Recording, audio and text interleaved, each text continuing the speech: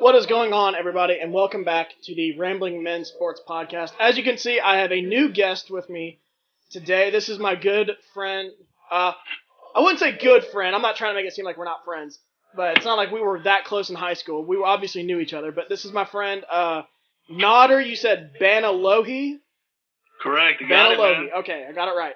It's a hard one. It is a hard one. So Nader here is a huge soccer fan, and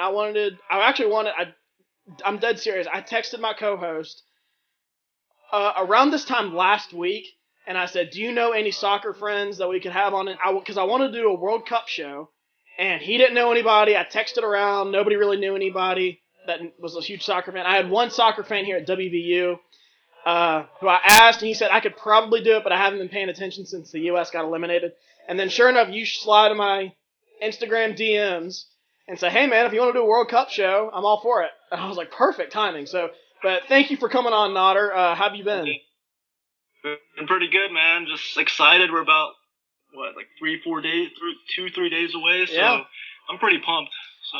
And our first topic here is how we're going to get into we're going to dissect more into the group stages and the knockout round and stuff later on. But right now I want to talk about how the USA failed to qualify. And Nader, you're Iranian, but you were born in America, correct? Or were you born over there? Born in the U.S. Born in the U.S. Okay, but you obviously cheer for Iran first, I think. Yeah. But can you talk about how the U.S. failed to qualify for me? Well, a lot of people look at it in a negative way. I mean, of course, it was a tragedy. I mean, you lose to Trinidad and Tobago, which is the first time they haven't made it since 1986. Exactly, and Trinidad and Tobago is equivalent to we went to Hoover High School, a big powerhouse football program, or let's say Alabama Crimson Tide, big football program, losing to the likes of I don't know, Troy or a very lower tier team. Yeah, it's a huge upset that Trinidad beat the U.S. And the thing is, they even with the loss, they could have still gotten in if Panama, who in my mind has no business even being in the World Cup, made it for the first time. First time ever? I think first time ever, yeah. And they beat Honduras. I think the last I don't think it was Honduras. They beat someone in the final game 3-2, and I think they had to score 2 goals in the last 20 minutes just to get in, and the stadium just erupted over there. So it was a tragedy for U.S. soccer. I mean, it's the first time since, when did you say, 1986? Yeah, that 1986. We have made World Cup? Yeah, then they fired their coach, Bruce Arena, who I thought shouldn't even be the head coach in the first place. I thought they fired Jurgen first. Did they fire Arena too? Well, yeah, they had Klinsmann ever since the previous World Cup. Right. I mean, he was the German coach originally, so he was a pretty big hire for the U.S. I would probably say the biggest U.S., biggest coach in U.S. soccer history up until this point. Bruce Arena, he originally led the U.S. soccer team in 2002, and they had the best finish in World Cup history, their World Cup history. I believe they got all the way to the quarters. They beat Mexico in the round of 16, and then they lost to the quarters to Germany, which eventually became the runners-up. So they had a really good World Cup that year under Bruce Arena. So they hired him back on just to be the caretaker and finish it up. But, I just feel like that wasn't a right hire. I feel like they should at least let Klinsmann finish the job. Mm-hmm. Coming out of CONCACAF is probably the easiest region to qualify. I was going to say, I was saying how we might have it tough, but I was thinking about it. I'm like, man, really all we got is Mexico. I don't think those Central America countries count for CONCACAF, and I think South America has their own league too. Yeah, if it was mixed up, South America, North America, I think USA would have a very tough time qualifying, because South America is a lot tougher than North America for sure. And, North America, I think the real competition is, Mexico, and then you got Costa Rica is really good too. But outside of those two, U.S. should easily be able to qualify. I agree. Not qualifying, how much does this set back U.S. soccer? Because I've heard the last few years, we're so close, and we're maybe 2 World Cups away. Does this set us back? I think this actually helps U.S. soccer. I'm one of the few people that actually looked at this as a positive, because dating back to the past couple of World Cups, I think U.S. soccer was just mediocre. They were just one of those teams that they would show a lot of good magic in the World Cup. 2010, they didn't perform well at all, but they still snuck by Algeria on that late Landon Donovan goal and made the place go nuts. But the past 3 World Cups, they've just been average. They would get to the knockout stage, but then after that, they wouldn't do anything. So I feel like this was sort of like a spark, per se, that they needed. And they held on to a lot of older players like Tim Howard, Clint Dempsey, and, they're great players, but I feel like, their time was done. Eventually you have to move on and go towards more younger players. And recently you can see a little bit, a glimpse into their future. They recently drew with France 1-1, and all their U.S. players were under 23. Basically, it was their under 23 team. They drew 1-1 against France in France against France's most likely starting lineup in the World Cup, which was very impressive. Okay. I did see that. I think it was last night, actually. I did see that, and I kind of shrugged. I thought maybe it was like their B team or something. It was definitely U.S.'s, younger players. None of the main starters were there. Right. Like Christian Pulisic didn't even play. And I want to talk about him in a little bit, but go on. Okay, yeah, and France, I think they got a late goal like in the 78th minute from Mbappe, who's probably the best young player in the world, who's 19. He's only going to get better, but we'll save him for a little bit down the road. But I think this is good. It's going to give younger players like Pulisic. McKinney plays in Germany for Schalke 04. Timothy Way. These were players that didn't play in the qualifying besides Pulisic, and we're going to see more of these guys and less of Clint Dempsey's and all that as we phase towards the next World Cup. And the U.S. still doesn't have a head coach yet, which is, I think they're either going to wait until the end of this World Cup, see who's available. I don't know how the international soccer season works. I'm going to assume they're going to wait until this World Cup's over. That just seems like the right thing to do. They're probably doing their research right now and trying to get the right guy.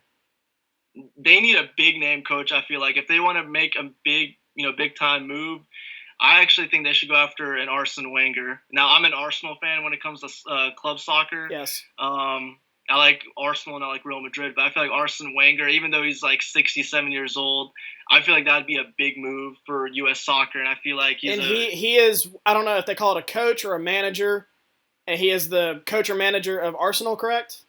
Yeah, he was the manager of Arsenal for about 20-something years, 20 years or so. Okay. And he recently stepped down. Arsenal for the past 6-7 years have been mediocre at best, and eventually he had to step down after, fans pleading and getting on his ass and stuff like that, and they're moving in a different direction. But I feel like he's still a big-time coach. He's going to go down as probably one of the biggest managers in history.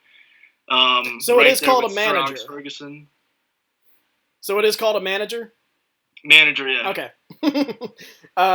So Christian Pulisic, I want to talk about him because I've heard big things about him. He is apparently a superstar in the making. Just how good is he? He's 19 years old. He's getting to 20. He's, I would say, already the best player on the U.S. soccer team at this age. He plays his club soccer for Borussia Dortmund, which is probably the second biggest club in Germany after Bayern Munich, and he plays a pretty important part on that club right now. Mm-hmm. There's a lot of clubs that are linked to him. I think Liverpool's after him. Tottenham, I've heard. Okay. But he has some pretty big clubs going after him, and I think this would probably be the biggest prospect the U.S. has ever seen. I think in the past we've had like Landon Donovan, Clint Dempsey. Because Landon Donovan and Clint Dempsey are kind of who we hang our hat on, and I would play FIFA with them, and they're like a 77 overall. Yeah, this guy has the potential. I don't know what he's on FIFA right now, but this guy has the potentials to get into the mid to high 80s if he continues the direction he's going in. So you think he's already, not already, but you think he's going to be definitely better than Dempsey and Landon Donovan?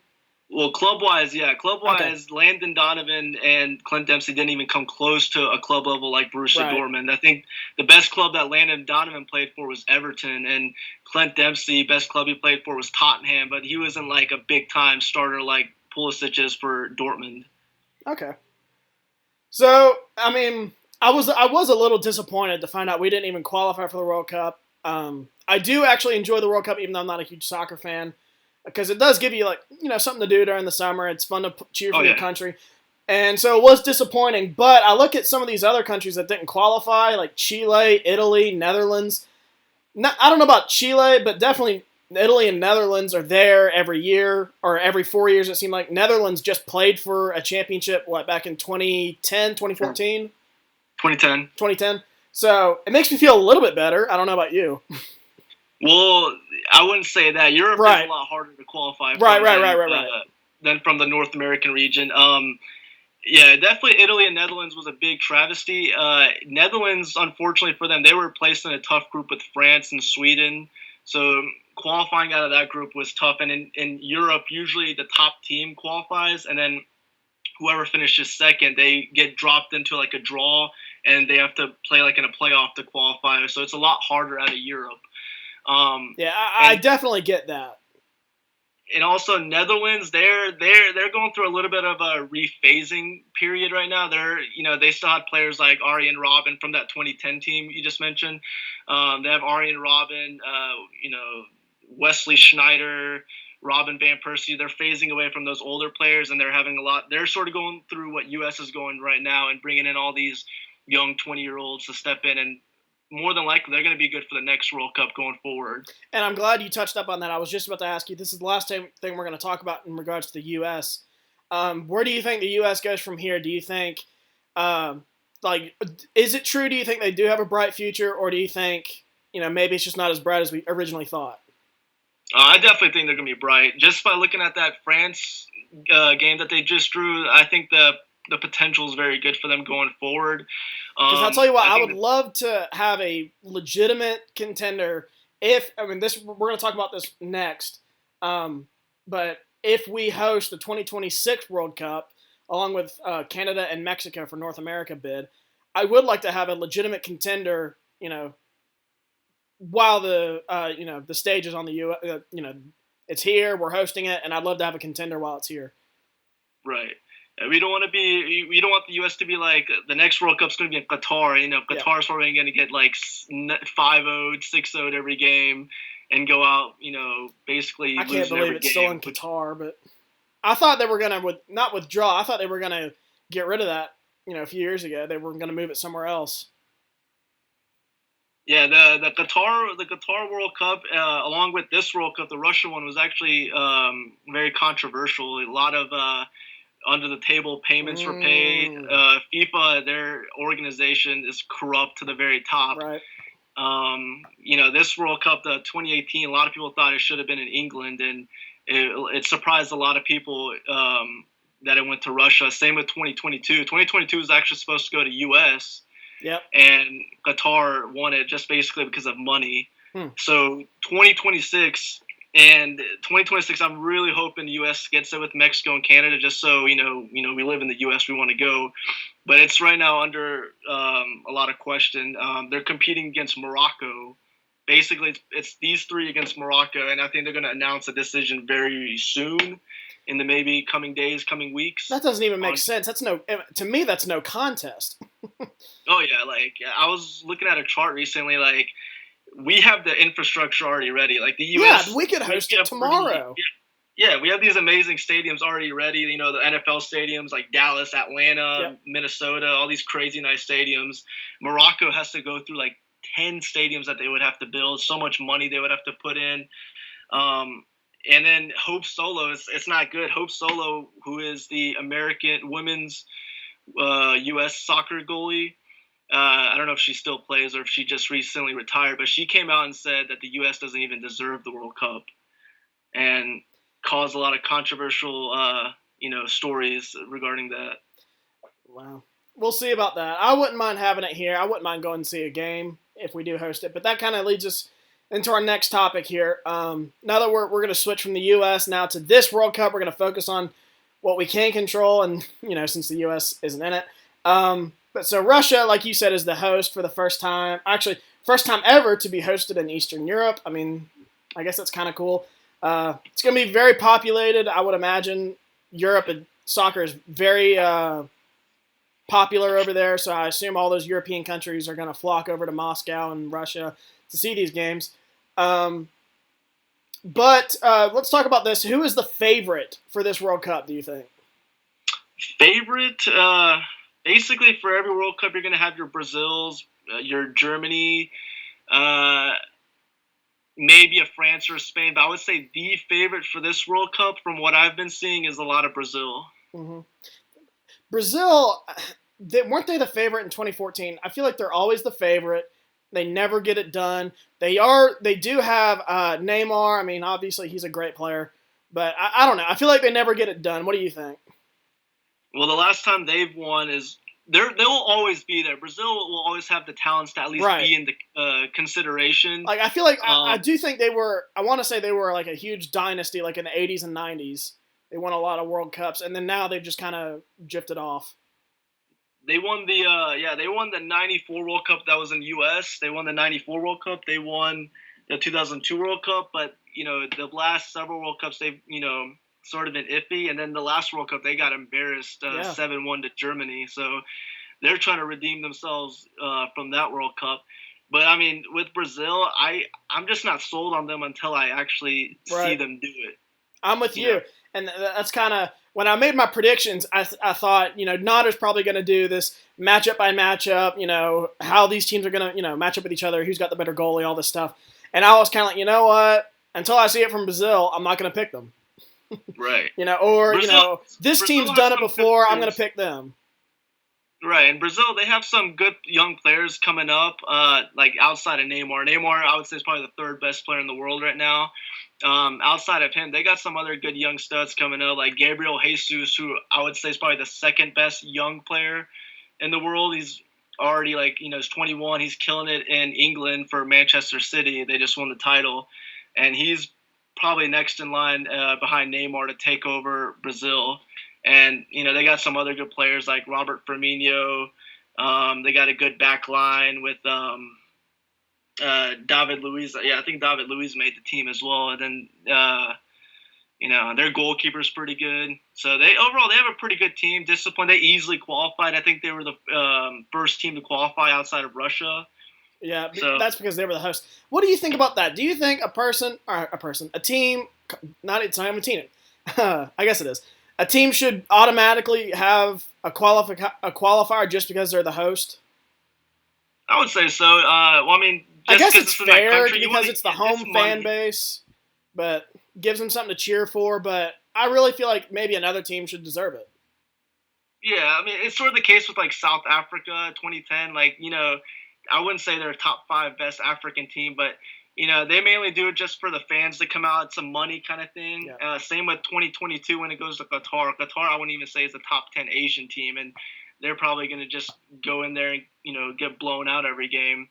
Are they Asia? I guess they technically are Asia.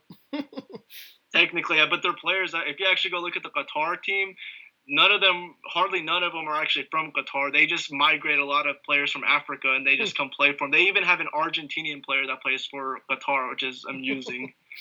So we talked about some of the favorites. How about some dark horses? I say. Well, hold on. While we're on I should mention this. So the favorites, I should have mentioned this. The Las Vegas came out with some of their odds. You're right. Brazil is the favorite at 7-2, followed by Germany at 4-1. Spain and France tied at 6-1.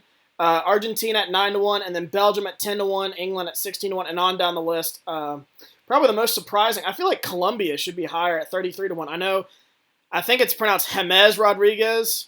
It was really electric at that last World Cup. Yeah, he was really good at the last World Cup. I wouldn't say he's as good as he was 4 years ago. He sort of dipped down a little bit. He got recently injured while playing for Bayern Munich. But if I had to pick a team that I think could potentially make noise, I would say either Uruguay is one that comes to mind. And they have a very easy region. I say region group. I think. I would say easily probably one of the best, one of the easiest groups. If they come out of that, more than likely they're looking at a Portugal in the next round.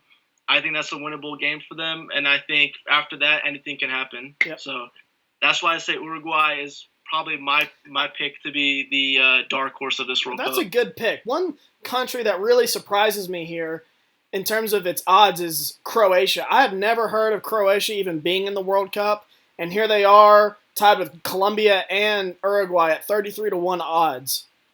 Croatia, you'd be surprised. They have some really good players on that team. Really? They have. Have they even Luka qualified for the Modric World on Cup? there. The last 2 or 3 World Cups. I don't feel like I've heard of them. Yeah, they I don't know. They broke off from Yugoslavia back in the day. Right. They were mixed in with a lot of other countries to be Yugoslavia. Then they all broke up. Bosnia went their own way. Right. Croatia went their own way. Serbia, but they have a lot of good players like Luka Modric, one of the best midfielders in the world, playing for Real Madrid. They got Mandzukic, who's pretty good. They have a lot of good players, and I think they can make a lot of noise, but they have a pretty tough group to come out of. So, it's not like Uruguay where they have an easy road to the knockout stage. Yeah, I agree. One more country I want to mention. I feel like I'm right about this. It was the UEFA. Is that the European tournament? Yeah, and UEFA I feel like they got insanely. Okay. They got insanely high, and I think competed for the championship, and that was Iceland. Is that right? Yeah. And that's probably the country I'm cheering for. Just Iceland. There's probably 50,000 people there. I mean, not a lot of stuff to do in Iceland, and they are toward the bottom in terms of odds, 200-1. I think they're even in a tough group, but that's probably the team I'm going to be cheering for. What do you think? Yeah. Iceland pretty much, for you college basketball fans, I would say it's like the Loyola Chicago. Oh, gosh. And I was tired of Loyola Chicago by the end of the tournament. They're that kind of team that's like everyone's rooting for. They have the cool Viking chant and stuff like that after every game. In the Euros, they shocked everyone, knocked England out. They made it, I think, to the quarterfinals, and I think they almost won that as well. But they have a lot of good young players on that team, and this is their first World Cup. I don't think they'll make it out of their group just because their group is so tough. Say if they were in Group A, I definitely would have picked them to be second. But that group, that is a tough group. Argentina, Croatia, Nigeria. But they're a great team. So they play good team ball. So I feel like they can definitely make some noise. I think they could beat a Nigeria. They can beat a Croatia very easily and get second place. But I personally, with these Cinderella teams, usually in soccer, it's not more than likely going to happen compared to like college basketball. Right. So, yeah, I will say that not very many underdog stories in World Cup. One more thing, how about I'm not that familiar with soccer. I can tell you some of the better players in the tournament.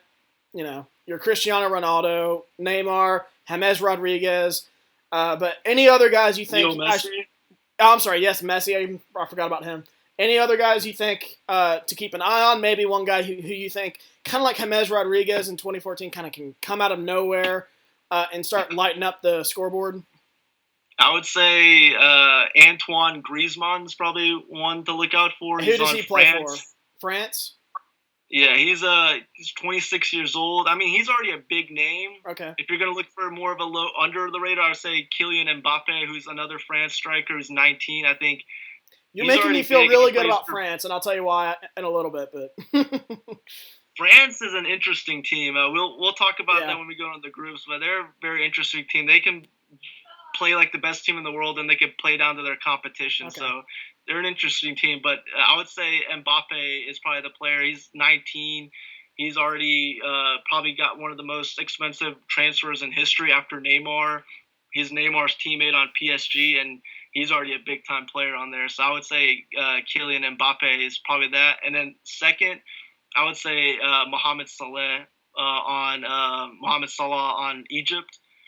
He plays for Liverpool. He probably was the best player in the world this year after Ronaldo and Messi. Wow. And yeah, he got injured in the Champions League final against Real Madrid about a couple weeks ago. So, and there's a lot of questions that he might not even play in the World Cup, but from the news I've heard, he's probably going to miss one game and play the remainder. Okay. So now that we've kind of mentioned the groups, let's go ahead and move on to the group stage and predict, kind of preview each group and then kind of predict the top two teams we think will advance out. So let's go ahead and give your opinion on Group A. We kind of already said we thought one of the weaker groups. I don't know about you, I have Uruguay winning that group. Yeah, for sure. I won't be shocked if they sweep and kind of get, I think it's 9 points to sweep. Right. Every game's a three-pointer. And then, what do you think, though? Uruguay? I say that's a clear one for Uruguay. They have just too much talent. You got Suarez, Cavani leading the attack. They've been there, done that. 2010, they finished, I believe, in third or fourth place. They made it to the Final Four. These players have been there, done that. This might be their last World Cup with Suarez, who's I would say he plays on Barcelona with Messi, one of the best strikers in the world.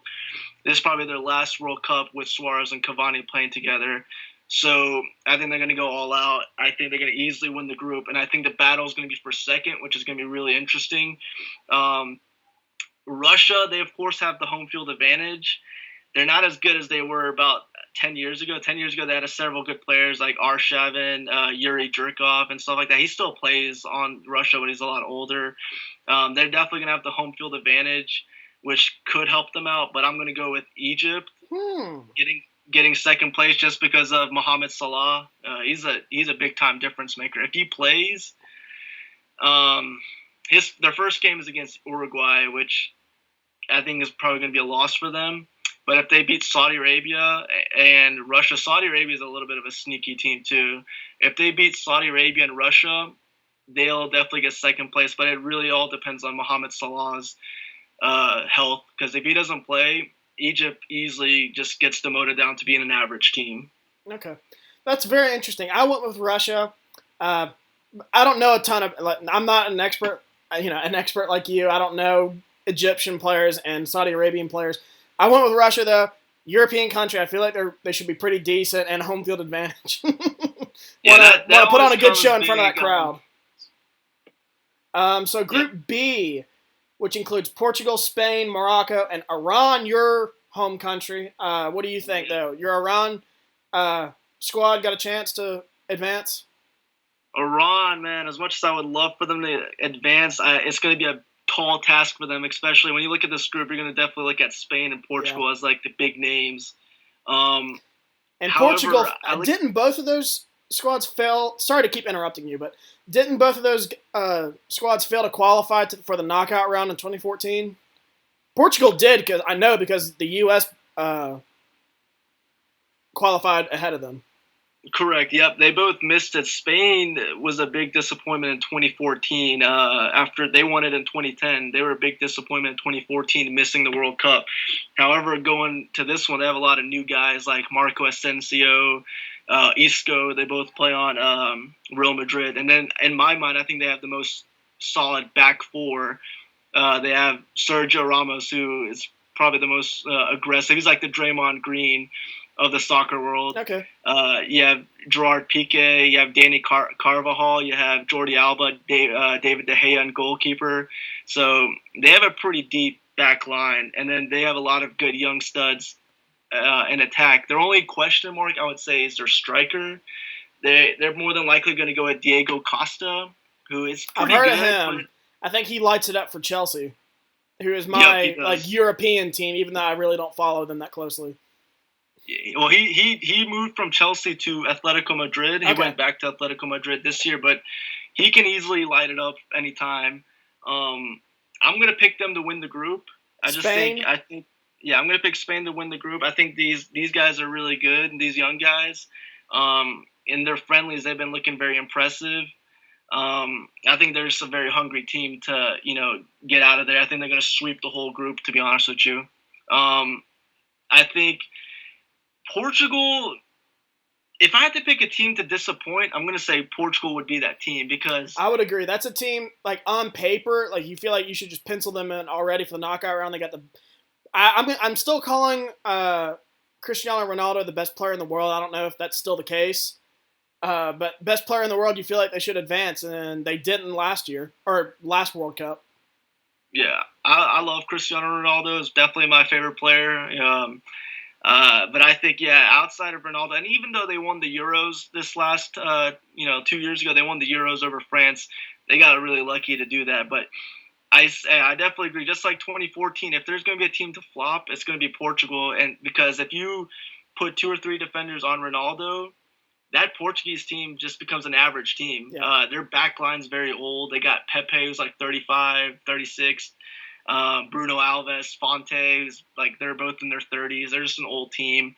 Then they have a bunch of unknown young guys in attack playing alongside Ronaldo. So if you really focus on Ronaldo, that team just becomes really average. So I can see the door being open for Morocco and Iran.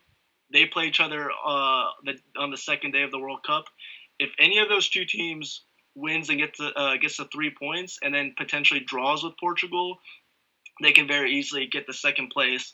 And I would say Morocco and Iran, they're both pretty decently good teams. They have a lot of good players in Europe. I think they can very easily beat Portugal. But I'm going to go with Portugal just to be on the safe side. I don't want to make any bold predictions on this. I'm going to go with Portugal finishing second. That's what I went with. Same exact thing. I went with Spain to win the group and then Portugal to finish second. Group C, which includes, let me find it, France, Australia, Purdue, and Denmark. Again, probably one of the weaker groups. I don't know about you. I think France runs away with it. Yeah, well, outside of Iran and USA, my favorite team in the world is France. I love France. My favorite player growing up was Thierry Henry and Zinedine Zidane. Mainly Thierry Henry because he played for Arsenal. But ever since then, I've always fell in love with France. I love their current group of players, but like I mentioned before, they can either be the best team in the world if they want to. On paper, they easily, I would say, have the best team in the world. They're just stacked everywhere. They have a lot of good players that didn't even make the squad that would easily make the squad elsewhere. Really? So yeah, I think they'll easily win the group. Their attack is probably the best in the world with Griezmann, Mbappe, Thomas Lemar, Paul Pogba's up there. I feel like I've heard of him too, Pogba.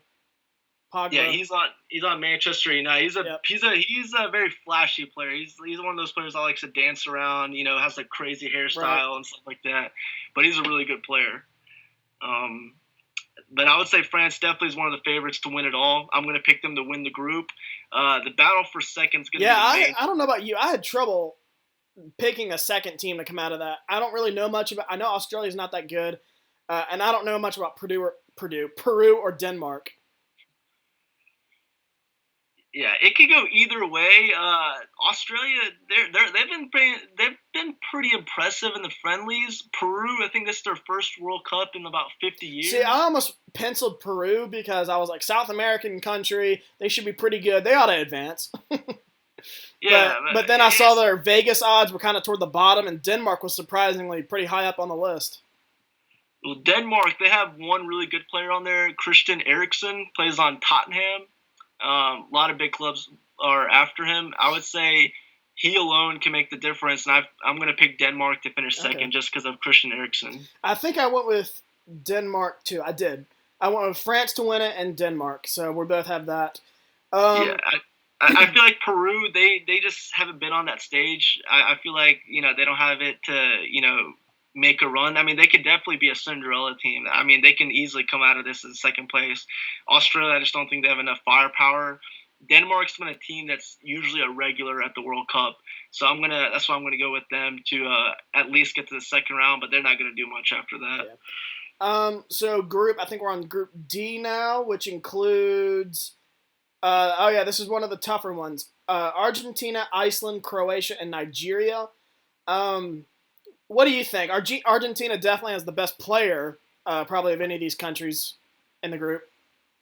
Correct. I actually think Argentina, along with Portugal, is one of those teams that I feel like can flop very easily in this World Cup.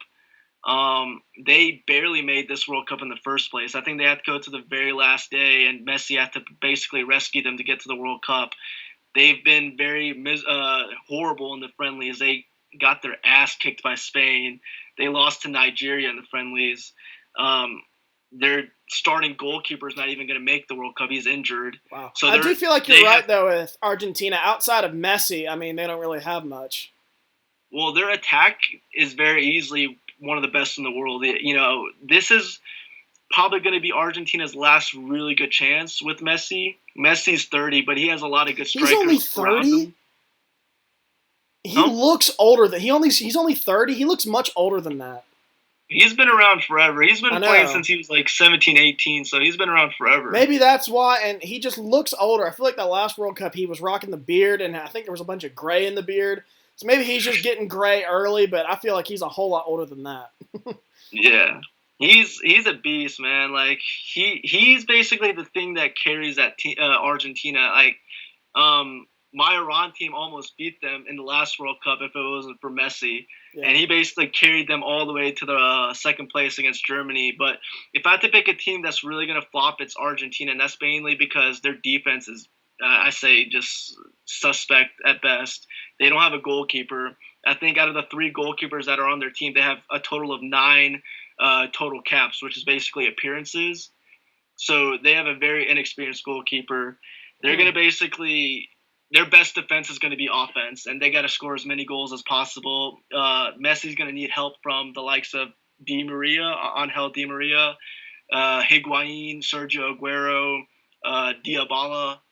Very easily, if you put those attackers on paper, definitely one of the top 2 or 3 best attacking trios in the world.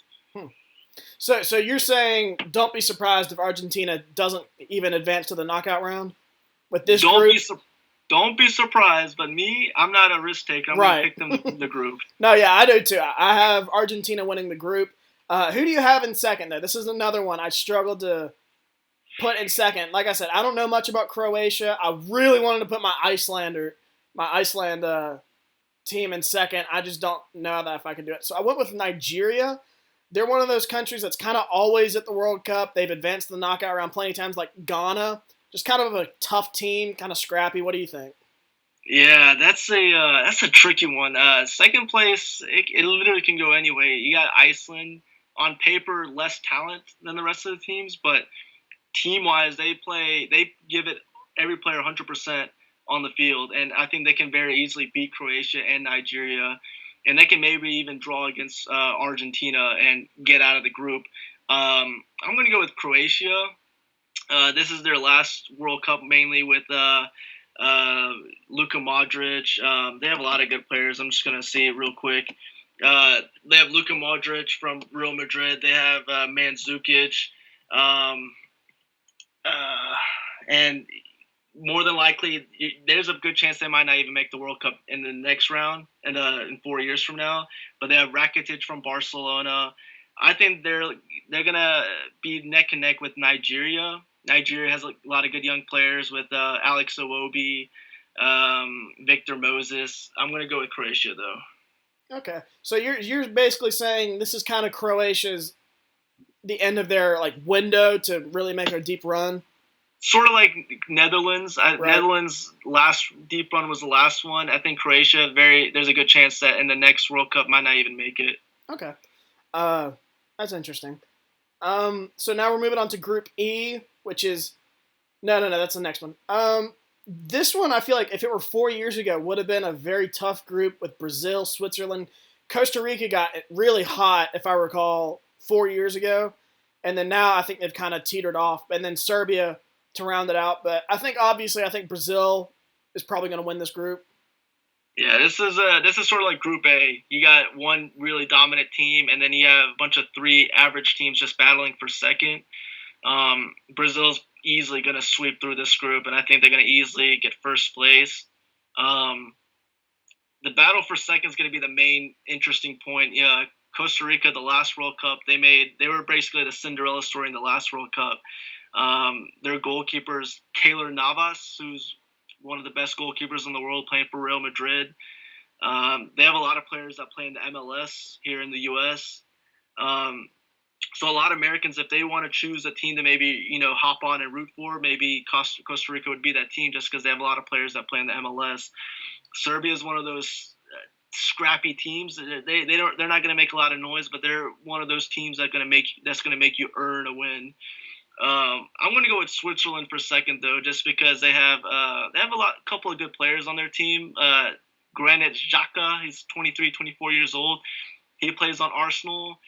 he recently had a big injury scare and was potentially going to miss the World Cup, but fortunately he'll be there. And I feel like as he goes, the team goes with him, and I feel like he's going to carry them to at least get second place. But don't be surprised if it's a very low-scoring second-place team, and Brazil just has 9 points on the very top. Yeah, it can go either way. That sounds about right. This sounds like a Brazil will come out with 9, and that second-place team might have 4. Correct, yeah. Maybe a win or a draw somewhere in there, and then they're all going to lose to Brazil. But I agree. I have the same thing. I have Brazil winning the group, and then I have Switzerland coming in second. Just Switzerland is like that sneaky team that always manages to get to the – they're always there. They always manage to get the knockout round. Nobody talks about them. So I just feel like they got some veterans, maybe, I don't know, from the last World Cup, and they got enough to advance. They're basically like a Denmark. They're always there. They're going to be there. They're going to play scrap ball. They're not going to really do much after they get to the knockout stage, but I feel like they'll have enough just to at least get out of this group and get second place. Okay. So I do feel a little bit good about that. So Group F, and now this is the group I feel like is the group of death this year. What about you? Group of death? Now, and I'm saying that term loosely. Like 4 years ago, the group of death was the U.S., Portugal, Germany, and Ghana. That was a real group of death. All of those teams could qualify in a year. But correct. Not so much in this group, but I feel like this is the toughest group. What do you think? It's a toss-up. You get a lot of takes on this World Cup's group of death. I just look. Germany's a powerhouse. Mexico's always pretty good. Sweden has one of the best players in the world, right, with Ibrahimovic. Well, he's not in this World Cup. Oh, he's not. They didn't call him up. Oh, okay. I thought he was. Okay, strike that. And then South Korea kind of is always there. They always qualify, and they always seem to make it to the knockout round. Not always, but they do it every now and then.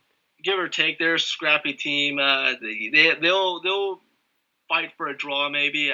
They're more than likely they won't even get a win. Right. No, I'm not expecting them to come out of this group, but right. I would say as far as group of death, I'm going to go with group.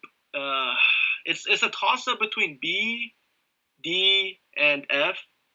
B, D, and F. I'm going to go with Group D just because I feel like it's the most wide open group. I would agree with that. They're the weakest team, the so-called fourth team, even has a chance. Whereas I think Group F, it's mainly Germany we know is going to win the group. Yeah. And then it's just Mexico versus Sweden for second place. I think Group B is pretty tough too with Spain and Portugal up there. And I think Morocco and Iran's, mediocre teams. But I'm going to go with the group of death being Group D because it can go either way. Any team can finish first. Any team can get second. There's a good chance Argentina might not even make it to the next round. Okay. I'm going to go with Group D as the group of death, but I would say Germany is definitely up there. Group F as one of the other hard groups. But I would say, like I said, Germany will easily win the group, and then it's battle between Mexico and Sweden for second place. Now, Zlatan, he's not in the World Cup this time around. Any reason why? Well, he said he was available. If they called him up, he would definitely join. But they went through the qualifications without him, and they played pretty good without him. They had more of a, I guess, team ball rather than focusing on that one superstar right. and having him carry the whole team. They knocked out Italy in the playoff round. It came down to Sweden and Italy, and they went into Italy and got a draw, and that was enough for them to knock out Italy and make the World Cup. And they were considering bringing Zlatan just because, he's Zlatan. He's probably still going to be their best player. But they were like, we rolled with this team. We're just going to carry this team into the World Cup and sort of, move on from Zlatan carrying the team. I do kind of understand that logic because now that Zlatan is here in the United States playing for the Galaxy, he's coming off, I don't know much about him, he comes off as kind of he's full of himself. Maybe he's a cancer in the locker room. I don't know. And maybe they're just kind of, you know what, we're doing fine without you. You just keep doing your thing, and we'll do our thing. It's mainly just moving on towards more of the younger guys, giving them a chance, and looking towards the next generation of Sweden football. Now, nothing against Zlatan. I think Zlatan's a beast. He walks the walk. He talks the talk. He's like 35, 36, which is old in soccer years, but it was time for Sweden to move on from him. Okay, so you're going with Germany and Mexico.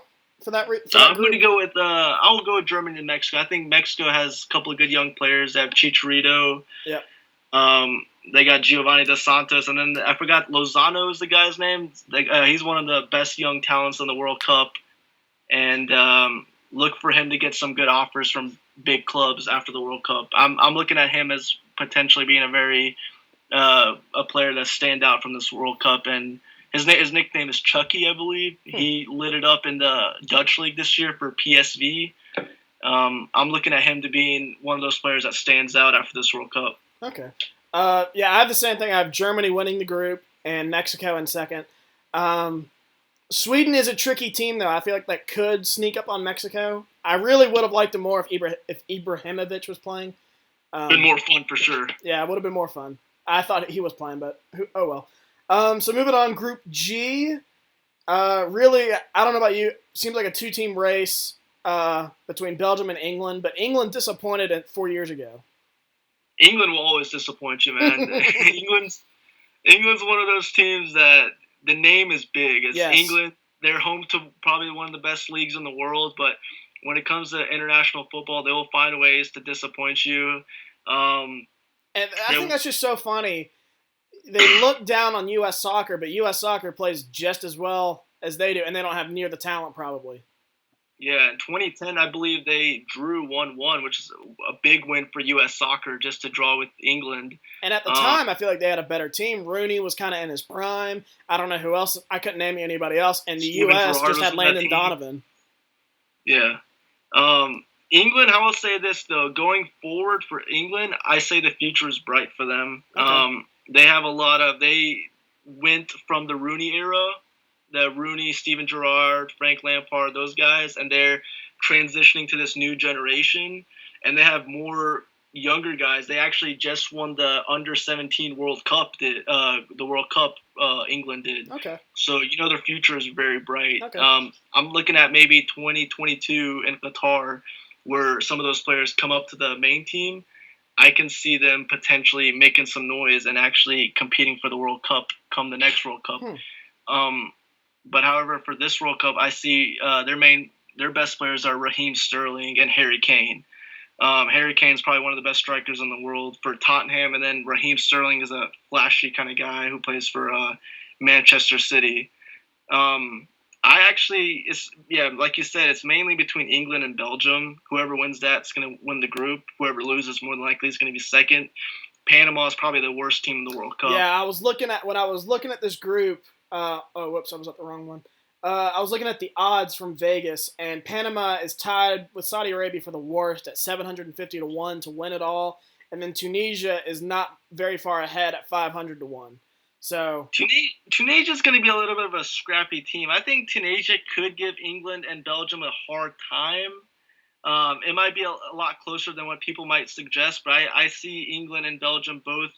I think England barely beats Tunisia, to be honest with you. I think it'll be like a 1-0 England kind of win, and they just sneak out of there and go to the Belgium game.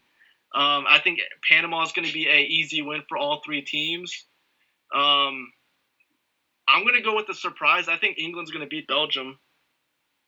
Really? I think England's going to beat Belgium. Belgium, a lot of people look at them as a potential dark horse to even win the World Cup, but after the last Euros, I'm just not confident when it comes to Belgium. Like I don't Why have is any that? confidence. What happened? They just underperformed. I don't know. They didn't call up one of their best players, Nainggolan. He plays on Roma. They didn't even call him up, and it was mainly because and he was one of the biggest snubs of the World Cup. Germany did. I forgot to mention earlier, but Germany, they didn't call up Leroy Sané, which was a shocker. Probably one of their best 5 players on the German team. They didn't call him up. The same with Nainggolan, and it wasn't because of performance. It was mainly because of attitude, I guess, in the locker room. They just didn't want to call him up, and I thought that was a huge blow for Germany. But Germany is a more stacked team, but mainly for Belgium because he was like the rock in the middle that controls the tempo and controls the pace. He's a physical kind of player, and I thought he was a very crucial miss for Belgium. Their captain, Vincent Kompany, is sort of banged up. Now I heard he's going to make the World Cup potentially, but losing him is also very important. Would be very important for them too. But they have a very good attack with Eden Hazard, plays for Chelsea. Kevin De Bruyne plays for Man City, and Romelu Lukaku plays for Man United. So they have a very good attack. They're all young. They're going to be here for another one or two World Cups. I will say that, not to interrupt you, I actually did pick Belgium to win this group. And just because it felt like 4 years ago, I remember the U.S. played Belgium. And I remember even you saying, I don't know why I remember this, but you remember saying you actually liked the matchup, that you thought the U.S. I'm not sure if you thought the U.S. was going to win. I thought we had a very good shot to win. I thought we were going to win, and we didn't. And we lost to this, I guess I'm right, a young Belgium team, and I felt like that was just getting started.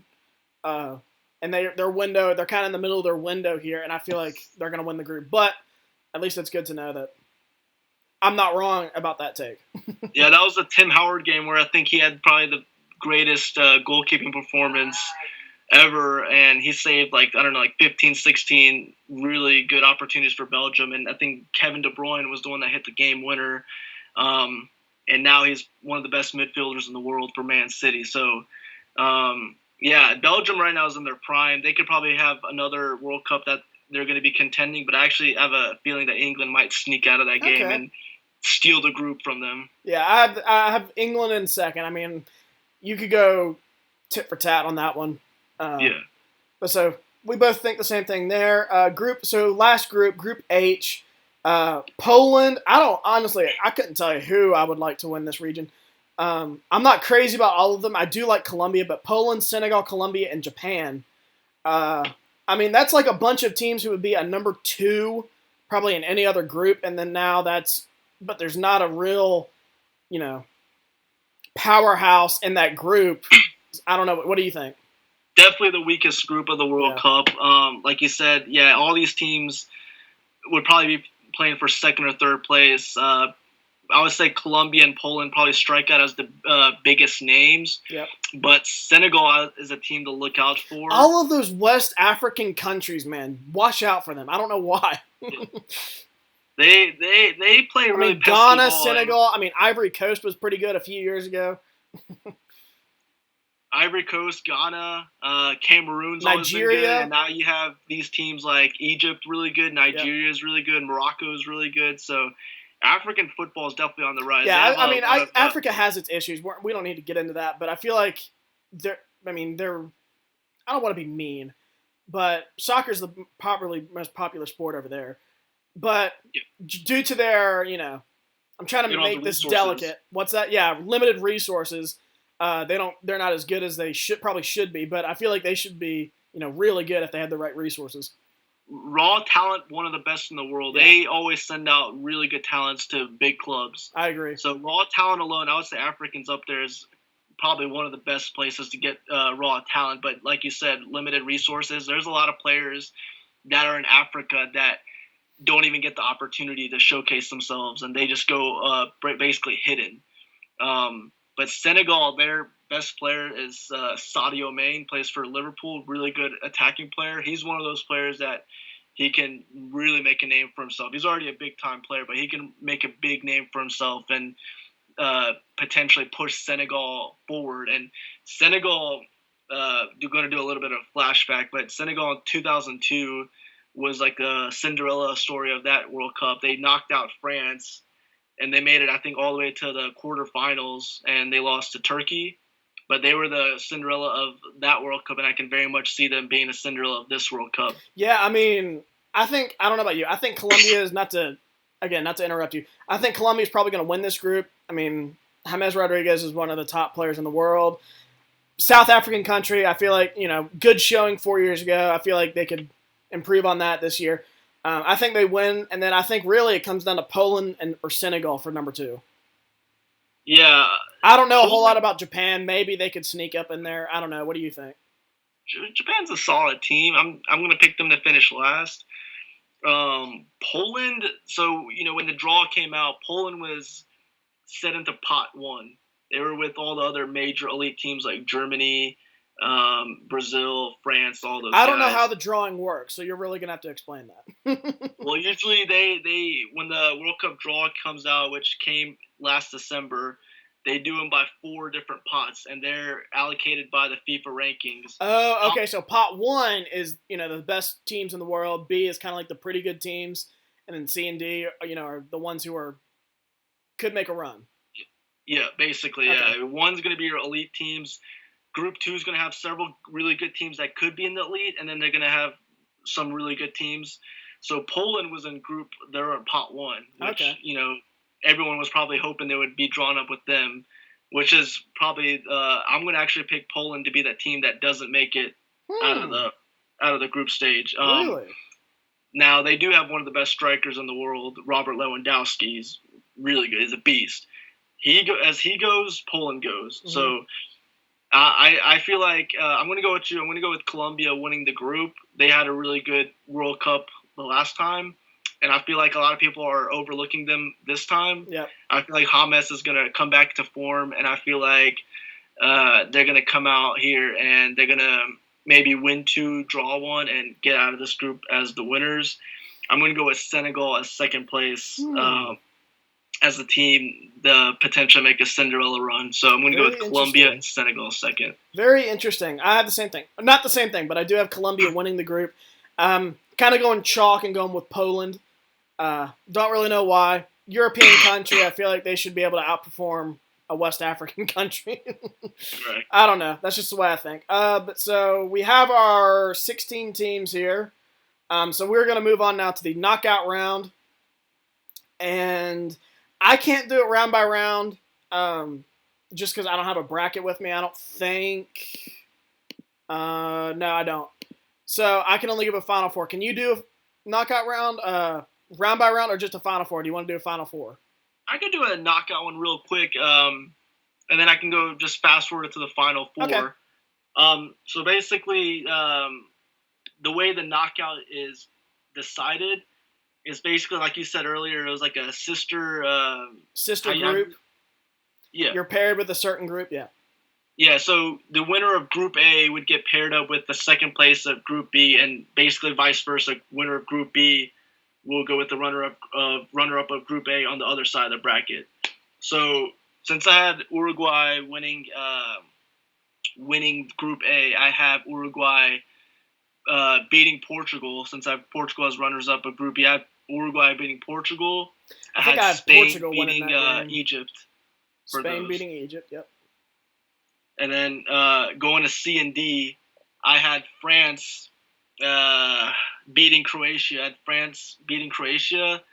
And I have Argentina barely beating Denmark. That's a sneaky one, but I'm going to go with Argentina over Denmark.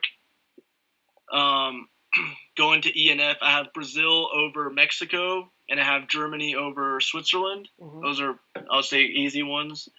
And then coming to G and F, I had England winning the group, and they're going to play Senegal. I'm going to say I'm really tempted to pick Senegal on this one, but I'm going to go with England winning, and I'm going to go with Belgium beating Colombia. Okay. Is England a team do you think maybe has success a year too early? Say that again? Is England a team that you think that might not be there yet, but has success too early? Kind of, just gets successful, goes on a run, sooner than expected. Well, England, and the same with Belgium as well. They're very fortunate. When they come out of Group G, they get an easy draw in Group H. Not an easy draw, but they get one of the teams from Group H, which is, I think, very beatable for both of them. They don't have to go through a Germany or Brazil in the next round. So they're very likely both teams can potentially get to the quarters, and then from there it's any team can potentially make a run from there. Okay. So you went ahead and did the first round. Who would you put as in your Final Four? Final Four, I had France. I had, and this is, I did a bracket earlier, and I came up with France against Brazil on one side. On the other side, I had Spain and Germany. So I have France, Brazil, Spain, and Germany. Okay, I got 3 out of the 4 that you just said. I have France, Brazil, Argentina, and Germany. Argentina and Germany, okay. I don't know. You've convinced me now. I'm not so certain about Argentina anymore, but Messi, I feel like they got enough firepower. One of the best players in the world. I feel like they can go on a run. Yeah, if there's any player that can carry a team all the way, it's going to be Messi or Ronaldo. But in this case, Messi, he has better support around him than Ronaldo does. I think, yeah, Messi can definitely carry a team on his back all the way to the Final Four. All right, so then who is your championship? I got France beating Brazil. Like I mentioned earlier, I'm not convinced with Brazil until I actually see it. They have a very easy road up until this point, and I think this is where they're going to lose. They're going to lose to France in here, and I think France's youth and their complete team is going to carry them over to beat Brazil, and they're going to make the final. So I don't know. I honestly don't know if it says more about me or you that I have the same thing, France beating Brazil, if that's good for me or if that's bad for you, because I don't know soccer. I think it's good for you. Okay. We're rooting for France. I love France, so I'm rooting for them. I'm not trying to be biased, but I like what I see from them as far as their talents. I'm just hoping if there's one weakness on France, I would say it's their coaching. I would say as far as world soccer goes, their coach is very mediocre. I feel like even if he was the U.S. coach, I still would say it's a bad hire. I think he's a very mediocre coach. A lot of the players don't respect him enough to follow his duties. He's not a very motivating coach. So if I had to pick one weakness out of France, it'd be the manager. Okay, so then let's go to the other side of the bracket, and I believe you picked Spain and Germany? Spain and Germany, yes. And who do you have? So this one was a tough one. Like, it's literally a toss-up for me. Because I'll tell you right now, I don't like picking repeating champions, so Germany is out for me. But I'm not sure if I can count on Spain to get there. Yeah, and I don't think we've had a repeating champion. It's been like forever. I don't know. I think maybe Argentina was the last one to do it in the 80s. I'm not sure. Maybe we need to check up on that afterwards. But yeah, usually you don't get repeating champions, and I'm on the same boat with you as far as picking a repeat champion to win it all. I have Spain winning it all. I feel like they're more hungry. I think this is where Germany not calling up Leroy Sané comes back and bites them in the ass. I think Spain, their young guys, and their defense, this Sergio Ramos, a lot of people might hate him, but this guy gets it done in defense. I feel like this is where Spain goes over this young generation of Spanish football, gets over Germany, who's considered like they're the defending champs. They're the man until you beat them, and I think this is where Spain beats them, sets up a final with France. Okay, so you're making me feel a little bit better about not picking Germany to repeat. But so I have Argentina and Germany. I just feel like Argentina's relying on, it's kind of like Green Bay and Aaron Rodgers. They're relying on one guy to do too much.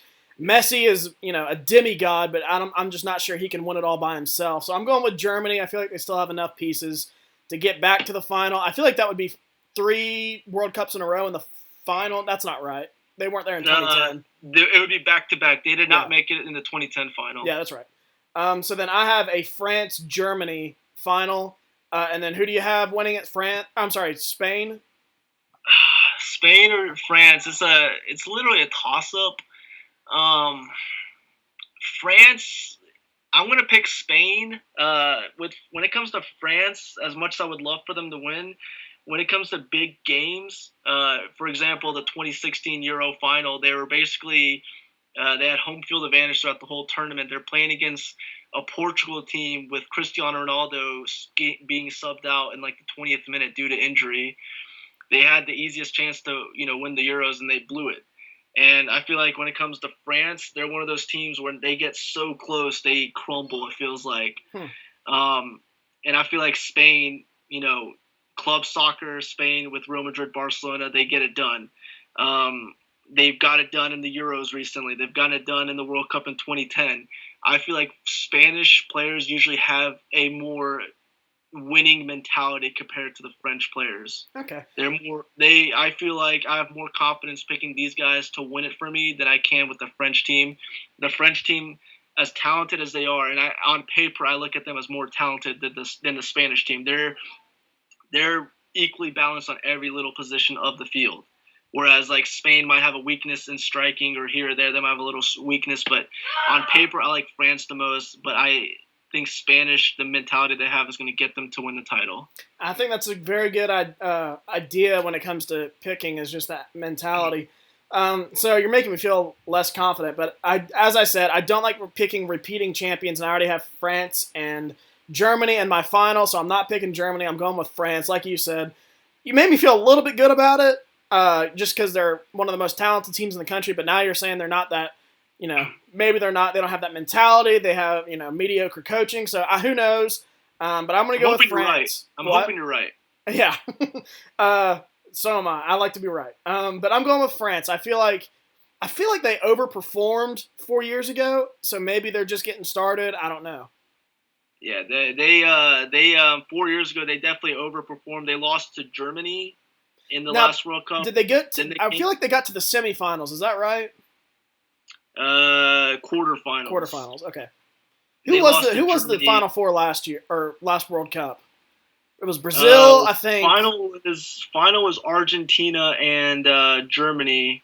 And then Brazil was there. Brazil was the other team where they lost 7-1.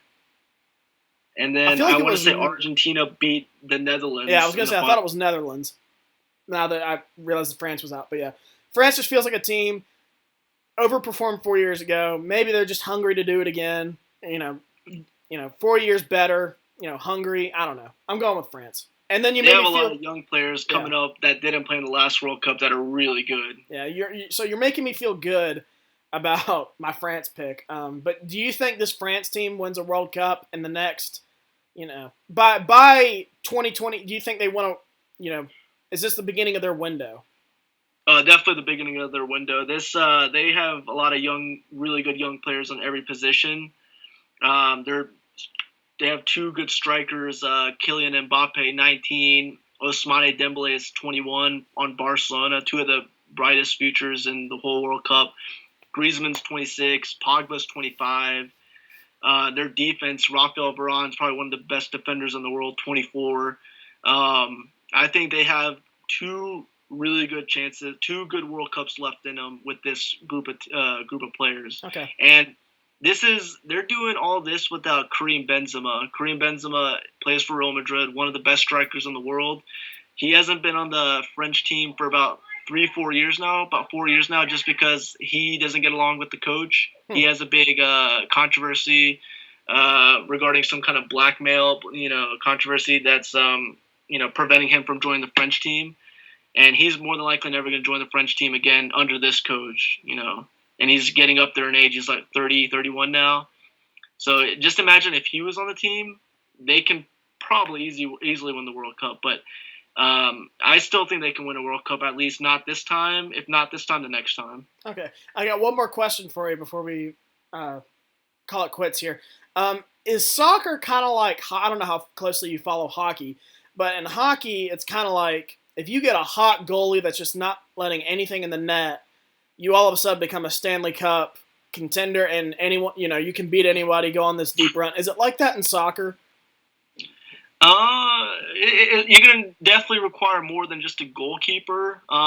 It's like U.S. 4 years ago with Tim Howard. He was just hot. He was saving everything, and it gave U.S. a chance. Yeah. Probably longer than they should have been in there. I was kind of surprised we even got out of that group. Yeah, and Spain, Germany, I would say Germany has the best goalkeeper in the world right now, Manuel Neuer. And then after that, Spain, they have David De Gea. So that's two of the 3 or 4 best teams in the world that have top quality goalkeepers. Well, obviously you got to score goals, but it's about preventing goals, which is why I wanted to ask you that question. Just maybe if the goalie gets hot and they got enough offense, I wanted you to name some of the countries that could go on deep runs if that happens. Right. Yeah. And Spain, I would say Spain with David De Gea, I think he can definitely carry. That's the kind of goalkeeper who usually gets hot, and when he gets hot, you can never score on him. Mm-hmm. Well, that's awesome. Well, thank you for coming on, Nader. I told you, we were well over an hour. I told you I wanted to put about an hour into this since we don't talk about soccer much. Me and my co-host James don't know soccer. We don't follow soccer, so we don't talk about it. But yeah, thank you for coming on. Absolutely, man. Appreciate it. Yeah, for sure. Like I said, I wanted to do this. I do enjoy the World Cup. Just it's always something fun to do, fun to cheer for your country. Obviously, the U.S. isn't in it, so I'm gonna have to find another country to cheer for. Even though I cough Iran, cough Iran. I might cheer for Iran. Even though I picked France, so even though I despise the French, I will probably have to cheer for them, and I will be cheering for Iceland. Yeah, Iceland's just because I know you, case. I'll be cheering for Iran. Okay, appreciate it. But yeah, even if the U.S. not in, for everyone, this is the World Cup. In my mind, is the greatest tournament in the world. It comes every 4 years. I like it. I do think there's something special about it. I got into it in 2010 for the first time, and it just once you kind of watch it a few times, you're kind of hooked. You're like, man, who plays next? And 2014, I it was kind of like, oh shoot, the World Cup's on, and then I got hooked on it for the next month. And then I'm definitely looking forward to it this year. And then I'm hoping at some point I can get into soccer. This is kind of like the way I am with hockey. For years, like I liked hockey, I enjoyed watching it, and I finally got into it recently. So maybe this is the sport. I want to get into soccer. I want to like soccer. I want to watch soccer. Everyone else is liking it. It's becoming popular here in America, young following. So maybe this is the push I need to get me into watching soccer. And if there's a league to follow, I would follow the English Premier League. It's probably the most exciting league in the world. And NBC has the rights. NBC has the rights, so you can get all the games every Saturday morning, every Sunday morning. So the access to the games will be there. They have a lot of big-time teams, a lot of big-time players. So if I was to start with any league, if I had to, give a recommendation on any league, I would start with the English Premier League. Not the American MLS league?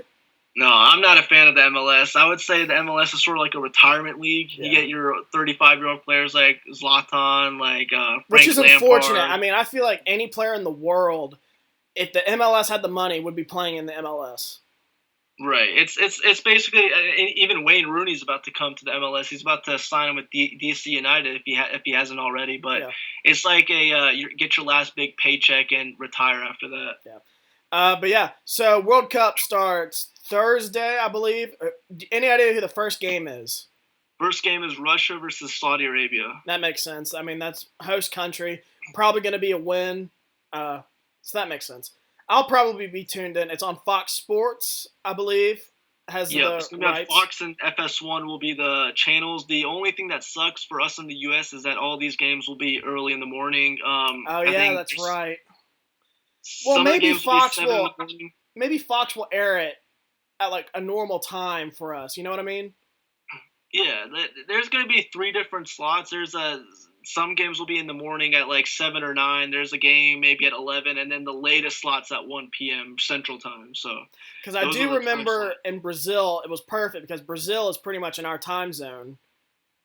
Yep, and 2022 in Qatar is basically in the same time zone as Russia, so it's gonna suck for that one as well. But hopefully 2026 we have it in the U.S. where we can just go to the games and not have to worry about. I agree. That is something I would like to do. If we host in 2026, I would like to go to a game. I'm sure Atlanta's probably going to be a host city. Maybe I go down to Atlanta. Definitely. Yeah. And one other thing I would like to do is when I go on a European trip, which I will do surely at some point in my life, I would like to go to like England and go see a game there in London and then go to like a pub afterward and just kind of experience that.